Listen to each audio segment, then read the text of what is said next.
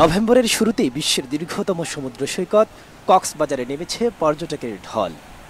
সৈকতের কলাতলি থেকে লাবণী পয়েন্ট পর্যন্ত সাগর তীর জুড়ে এখন উপচে পড়া ভিড়। শান্ত সাগরে একের পর এক আসা ঢেউয়ের ছন্দে মেতে উঠেছেন ভ্রমণ পিপাসু মানুষ।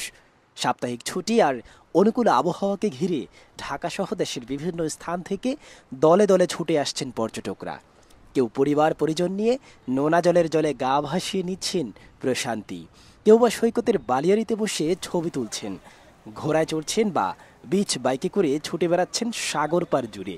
এদিকে শুধু সৈকতের সৌন্দর্যই নয়, পর্যটকদের আকর্ষণ করছে বার্মিজ বাজারের বাহারি পণ্য।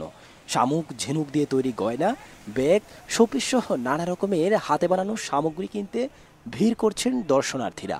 ফলে বিক্রি বেড়ে খুশি দোকানিরাও। তবে আনন্দের মধ্যেও রয়েছে সতর্কতা। লাইফগার্ড সংস্থার পক্ষ থেকে জানানো হয়েছে, সৈকতের কিছু এলাকায় গুপ্ত খাল সৃষ্টি হয়েছে, যা স্নানরতদের জন্য বিপজ্জনক হতে পারে। ঝুঁকিপূর্ণ স্থানগুলোতে লাল পতাকা টাঙিয়ে পর্যটকদের সতর্ক করা হয়েছে। সাগরের ঢেউ, নোনা জলের গন্ধ আর বালুকাবেলার রোদে ভরা এই সময় যেন নতুন করে প্রাণ ফিরিয়ে দিয়েছে কক্সবাজারে। দেশি বিদেশি পর্যটকের সরগরম বিশ্বের দীর্ঘতম এই সমুদ্র সৈকত।